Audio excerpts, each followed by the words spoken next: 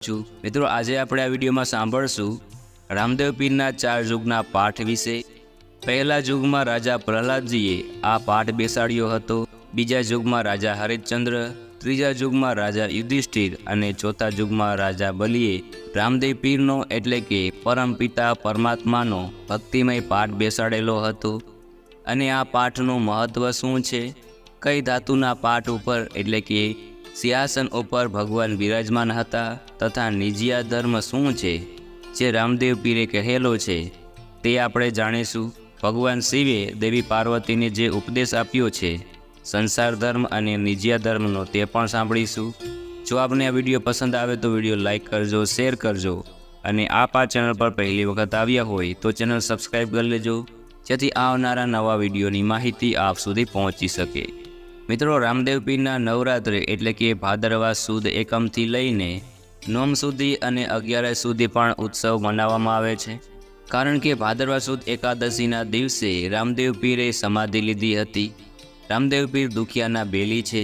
જે કોઈ રામદેવ પીરની કથા સાંભળે છે, આ પાઠનો ઉત્સવ સાંભળે છે, તેની ઉપર ભગવાન રામદેવ પીરની કૃપા રહે છે, સર્વે દુઃખો કષ્ટો મટે છે। એવો આ રામદેવ પીરના પાઠને સાંભળવાનો મહિમા છે કે રામદેવ પીર એ ભગવાન શ્રી કૃષ્ણ દ્વારકાધીશના અવતાર છે અને પરમપિતા પરમાત્મા જ ભગવાન નારાયણ છે। આજકાલની આ ભક્તિ નથી, આ ભક્તિ તો જ્યારથી સૃષ્ટિની રચના થઈ છે ત્યારથી ચાલી આવી છે। અને નિજિયા ધર્મ એટલે કે પોતાનો ધર્મ કયો છે તો આપણી આત્માનો ધર્મ છે કે આપણે પરમપિતા પરમાત્મા સુધી આપણી આત્માને પહોંચાડીને અને આપણી આત્માનું કલ્યાણ કરીએ, એ જ નિજિયા ધર્મ છે એટલે કે નિજ ધર્મ છે। અને ભગવાન શિવે પાર્વતી દેવીને આ નિજિયા ધર્મ વિશે પણ સમજાવેલું છે। કહેવાય છે કે અષાઢ સુદ બીજના દિવસે રણુજાના રાજા રામદેવ પીરનો પાઠોત્સવ કરવામાં આવ્યો હતો। આ પ્રસંગે હાજર રહેલા સૌને રામદેવ પીરે જણાવ્યું હતું કે શિવ અને પાર્વતીએ આ પાઠોત્સવ વિશે શું કહ્યું છે તે પણ આપણે જાણવું જોઈએ। શિવ પાર્વતીએ નિજિયા ધર્મ અને ગૃહસ્થ ધર્મ વિશે જે કાંઈ વાત કહેલી છે તે બધાને સંભળાવીશું। આમ કહીને રામદેવ પીરે કહ્યું હતું, રામાપીર પાઠોત્સવમાં ઉપસ્થિત સર્વને જે વાત જણાવી હતી તે પ્રમાણે નિજિયા ધર્મના આદ્ય સ્થાપક શિવ અને શક્તિ છે। આ નિજિયા ધર્મમાં સ્ત્રી કે પુરુષ, જ્ઞાતિ જાતિનો કોઈ પણ ભેદભાવ હોતો નથી, કારણ કે આત્મા તો દરેકમાં રહે છે અને એ આત્માનું કલ્યાણ તો આપણે સૌએ પોતપોતાના આત્માનું કલ્યાણ કરવાનું છે। માટે પુરુષોએ પર સ્ત્રીઓને પોતાની માતા સમાન દૃઢ ભાવથી માતૃભાવ રાખે અને તે જ રીતે સ્ત્રીઓ પર પુરુષને સદા ભાઈની જેમ સમજે, તેઓ જ આ નિજિયા ધર્મમાં સ્થાન મેળવી શકે। ગૃહસ્થ આશ્રમમાં માનવ સેવા છે। મહાધર્મ એ પહેલું પગથિયું છે અને એ ધર્મ નિજિયા ધર્મ માને છે। જેમણે પૂર્વજન્મમાં ભક્તિભાવ ભરેલો છે એવા પતિ પત્ની એક જ મતવાળા હોય છે, તેઓ આ નિજ ધર્મ પાળતા હોય છે। હું અને મારું ધણીપણું મટી જાય, આપણાપણું ગળી જાય, એ જ સાચો નિજરી ધર્મ। પોતાનો અહમ કે અહંકારની આપણે નાશ કરી દઈએ અથવા તો છોડી દઈએ અને ત્યાર પછી જે ધર્મ અંગીકાર થાય છે તે છે આત્માનું કલ્યાણ કરવાવાળો નિજિયા ધર્મ। જેણે પૂર્વજન્મમાં ભક્તિભાવ ભરેલો છે એવા પતિ પત્ની નિજ ધર્મને પાળીને પોતાનું કલ્યાણ અવશ્ય કરી શકે છે, પોતાના સંસારને ભાગવતમય કરી શકે છે। ભક્તિભાવમાં પૂરા રંગાયા હોય એમના હૃદયમાં દિવ્ય પ્રકાશ થાય છે। આવા ઉપાસક નર નારીને માયાના મોહપાસ બાંધી શકતા નથી, યુગીએ યુગીએ ભવબંધનમાંથી છૂટતા જાય છે। નામ અનેક પણ ગુણ એક જ હોય છે। બીજ રહસ્ય બનાવનારું પંથ જેને મહાપંથ કહેવાનો છે। મહાપંથના અનેક નામ પણ છે, નિજિયા ધર્મ, નિજરી પંથ, બીજ મહામાર્ગ, ધૂણો ધર્મ, સનાતન ધર્મ, માર્ગી પંથ, મોટો પંથ, પાઠ પંથ, ગુપ્ત ધર્મ, મૂળ ધર્મ આદિ ધર્મના નામે પ્રચલિત છે। નિરંજન નિરાકાર જ્યોત સ્વરૂપ આદ્ય શિવ શક્તિની ઉપાસનાથી માંડીને ભગવાન નારાયણના અંશ અવતાર રામદેવ પીર સુધીની તેની ઉપાસના ચાલી આવી છે। 4 યુગના પાઠોત્સવ, તેમાં પહેલા યુગમાં પ્રહલાદ રાજાએ પાઠ મંડાવ્યો। તેમના રાણી રન્નાદેએ મોતીડે આ પાઠ વધાવ્યો હતો। પાઠની ગુરુગાદીએ આદિનાથજી અને કોટવાળ તરીકે ગણેશજી હતા। બીજા યુગમાં હરિશ્ચંદ્ર રાજાએ પાઠ પુરાવ્યો. તેમના રાણી તારાદેએ એ પાઠને વધાવ્યો હતો. પાઠના ગાદીપતિ તરીકે ચોરંગીનાથ હતા અને કોટવાલ તરીકે ગરુડજી હતા. ત્રીજા યુગમાં રાજા યુધિષ્ઠિરે પાઠ મંડાવ્યો હતો. રાણી દ્રૌપદીએ આ પાઠને વધાવ્યો હતો. પાઠના ગાદીપતિ તરીકે મચ્છંદરનાથ અને કોટવાલ તરીકે ભૈરવજી હતા. ચોથા યુગમાં રાજા બલિએ પાઠ પુરાવ્યો હતો. તેમના રાણી વિંધ્યાવલીએ પાઠને વધાવ્યો હતો. પાઠના ગાદીપતિ તરીકે ગોરક્ષનાથજી અને કોટવાળ તરીકે હનુમાનજી હતા. આ ચારે યુગમાં હાથી, અશ્વ, ગાય, હજિયાના દર્શન થાય છે. એનો સંકેત એવો જણાવ્યો કે સંતોનું એવું પણ અર્થઘટન છે કે પહેલા યુગમાં જે હાથી દર્શાવેલ છે તે હાથી એટલે કે અભિમાનરૂપી હાથીનું બલિદાન છે. બીજા યુગમાં અશ્વ દર્શાવ્યો છે, તે પવનરૂપી ઘોડાને વશમાં કરવું એટલે કે બલિદાન આપવું એવું દર્શાવે છે. ત્રીજા યુગમાં ગાય બતાવેલી છે. ગાય એટલે ઇન્દ્રિયોનું પ્રતીક છે. ઇન્દ્રિયોનું બલિદાન આપવું એટલે કે આપણું જે અંદરનું મન છે, બુદ્ધિ છે, વાણી છે, તેમાં જે મોહ, માયા, અલંકાર આદિ દુર્ગુણો છે તેનું બલિદાન આપી દેવું અને મનને સ્વચ્છ કરી લેવું, પરમાત્મામાં જોડી દેવું. ચોથા યુગમાં અજિયા એટલે કે સૂક્ષ્મ વાસનારૂપી અજિયાનું બલિદાન આપવું એવો સંતોનો મત છે. હવે આપણે આ ચારેય યુગના પાઠને થોડા વિસ્તારમાં સમજી લઈએ અથવા તો જાણી લઈએ. જ્યારે પ્રહલાદજીએ પહેલો પાઠ મંડાવ્યો હતો ત્યારે ઋતુ પ્રમાણે 5-5 કરોડ 16 મંડપમાં મળતા આ મંડપમાં ચંદનનો ઉપયોગ કરવામાં આવ્યો હતો. તે સમયે અલગ બિરાજમાન થવા માટે સોનાનો પાટ અને સોનાના સિંહાસન એમ ઠાઠ એટલે કે આજુબાજુ જે ચીજો હોય, વસ્તુઓ હોય તે પણ સોનાની હતી. ધર્મની આગેવાની તે સમયે સૂર્યદેવની હતી, માટે સર્વકાય પ્રહલાદજીના યુગમાં સોનાનું જ વપરાતું હતું એમ કહી શકાય. આ સમયે કોટવાલ તરીકે ગરુડજી હતા. કોટવાલનું સ્થાન ભૂમિકા ખૂબ જ મહત્ત્વની છે. પ્રથમ યુગમાં સૌરમંડળ રચ્યો ત્યારે કુંજરા એટલે કે હાથીને દોરીને અલખના દ્વારે લઈ આવ્યા.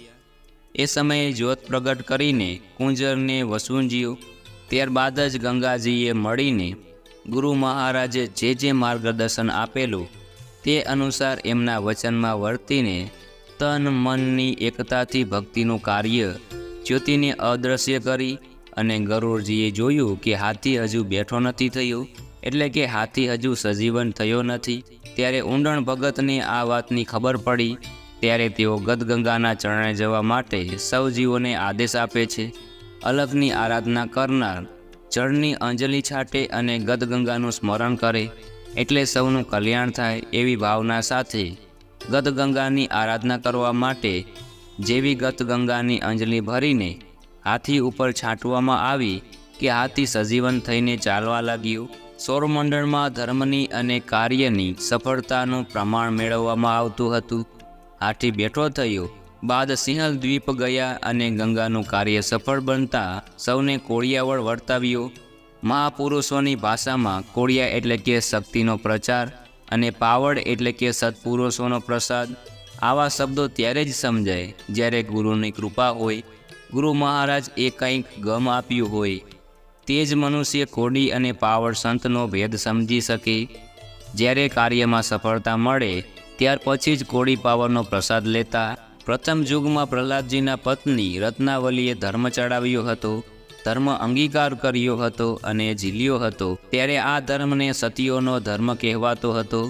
સતી નારી ઝીલે છે એ ધર્મને કારણે પુરુષો પણ આ ધર્મમાં જાય છે. તે સમયે રાણી રત્નાવલીએ ધર્મનો અંગીકાર કરીને પોતાની આત્માનું કલ્યાણ કર્યું અને પોતાના ઘેર પહોંચ્યા. ઘેર એટલે કે પરમપિતા પરમાત્માના દરબારમાં, ઈશ્વરના દરબારમાં એટલે કે મુક્તિ મેળવી. આમ આ નિજ્યા ધર્મનો અંગીકાર કરીને રાણી મુક્તિના અધિકારી બન્યા. હવે કરીએ બીજા યુગની વાત. બીજા યુગમાં સત્યવાદી રાજા હરિશ્ચંદ્રએ તથા તેમની પત્ની તારામતીએ આ સનાતન ધર્મની સ્થાપના કરી હતી. તેમના ગુરુનું નામ વિલોચન હતું. વિલોચન ગાંજા સુપડા બનાવવાનું કામ કરતા હતા. નગરની બહાર ઝૂંપડીમાં રહેતા હતા. એક વખત તેમને ત્યાં સંત અને પાઠનું પૂજન કરીને પરિપૂર્ણ થઈ રહ્યું હતું. હરિશ્ચંદ્ર રાજા પોતે રાત્રિના સમયે પહેરવેશ જુદો કરીને નગરચર્યાએ નીકળ્યા હતા. એમણે અહીં દૂરથી આ પાઠનું પૂજન નિહાળ્યું. આ જોતાં જ રાજાની બુદ્ધિ ફરી, એટલે કે પૂર્વજન્મમાં કોઈ શુભ કાર્ય નહીં, કમાઈ નહીં. એના હિસાબે રાજા માટે તેજ પ્રગટ થયું, ભક્તિ પ્રગટ થઈ. રાજાએ વિલોચનને પોતાના ગુરુ માનીને કંઠી બંધાવી લીધી અને બોધ પ્રાપ્ત કરવા માટે રાજા હરિશ્ચંદ્ર પોતાની પત્ની તારામતીને પણ લઈ આવ્યા. બીજા યુગમાં જ્યારે સૌરમંડળ રચવામાં આવ્યું, અલખને બિરાજમાન કરવામાં આવ્યા, ત્યારે ચાંદીનો પાઠ, ચાંદીનું સિંહાસન અને ચાંદીનો ઠાઠ હતો. તે સમયે ધર્મની આગેવાની પવનદેવની હતી. આ સમયે કોટવાળ તરીકે હનુમાનજી હતા. નકલંક રાય વેદીઓ અને રેવત સાચા ધણીને દુવાર 7 કરોડ કોડી પાવન થાય તે માટે અલખની આરાધના કરી પાઠ બંધાવ્યું. મનડાની મોજારમાં અલખનો પાઠ શરૂ થયો. ત્રીજા યુગમાં ત્રીજો પાઠ માંડ્યો. રાજા યુધિષ્ઠિર ચવલી દોરીને હાલ્યા અને અલખનો પાઠ માંડ્યો. તાંબાના કળશ, તાંબાનું સિંહાસન અને તાંબાનો શણગાર કરવામાં આવ્યો. ચોથા યુગમાં જ્યારે રાજા બલિએ પાઠ મંડાવ્યો, ત્યારે કહેવાય છે કે રાજા બલિ અને તેમના પત્નીએ પાઠ બંધાવ્યો. ત્યારે માટીના કળશ, માટીનું સિંહાસન અને માટીનો પાઠ બંધાવ્યો હતો અને અલખ ધણીનું સ્મરણ કરવામાં આવ્યું હતું. 12 કરોડ કોડી પાવન થાય તે માટે અલખને આરાધવામાં આવ્યા હતા. આમ ચારેય યુગમાં ચારેય પ્રકારના પાઠ મંડાણા હતા. ભગવાનની, પરમાત્માની આરાધના માટે, અલખની આરાધના માટે કહેવાય છે કે અજમલજીએ ભગવાનને વચન આપ્યું હતું કે તેઓ તેમના ઘરે જન્મ લે અને પગલી પાડશે. આજે પણ પગલીઓ એટલે કે રામદેવ પીરના જે કંકુ પગલાં છે તેમનું પૂજન થાય છે. બાબા રામદેવ પીર કે જે ભગવાન શ્રી કૃષ્ણના અવતાર છે, તેમનો એક જ સંદેશ હતો કે સૌ કોઈ અલખની આરાધના કરે, પરમપિતામાં પરમાત્માની આરાધના કરે અને કર્મ કરતાં કરતાં પોતાની આત્માનું કલ્યાણ પણ કરે. એ માટે દરેક યુગમાં અલખની આરાધના એટલે કે પરમપિતા પરમાત્માની જ્યોત સ્વરૂપ આરાધના થાય. કહેવાય છે કે રામદેવ પીરની સમાધિ લીધા પછી 42 વર્ષ બાદ અરજી પાટીને પરચો આપ્યો હતો અને રામદેવ પીરના સાધુ વેશમાં દર્શન કરીને અરજી પાટીના ગામથી 3 કિલોમીટર દૂર જ્યાં નાનું ગામ છે, રામદેવ પીરનું મંદિર પણ ત્યાં છે. અને આજે પણ રામદેવ પીરના જે બેઠક છે, જે ગાદીપતિ છે, ત્યાં એવાને જ બેસાડવામાં આવે છે જેઓ આજીવન કુંવારા રહે અને અલખની એટલે કે પરમપિતા પરમાત્માની આરાધના કરે અને બીજા મનુષ્યનું પણ કલ્યાણ કરતા રહે. બાબા રામદેવ પીરનું સ્થાનક જ્યાં છે ત્યાં આજે પણ યાત્રિકો પૂર્ણિમા તથા એકાદશી અને બીજના દિવસે ભગવાનના દર્શન કરવા જાય છે અને મનોકામના પૂર્ણ કરવા માટે પ્રાર્થના કરે છે. સૌ કોઈ ભક્તોને અલખની આરાધના કરવાનો આદેશ આપનાર બાબા રામદેવ પીરની જય. મિત્રો, મને આશા છે કે 4 યુગના પાઠની આ કથા આપને સાંભળવી જરૂર પસંદ આવી હશે. મિત્રો, મને સાંભળવા બદલ આપ સૌનો આભાર. સૌને મારા જય શ્રી કૃષ્ણ.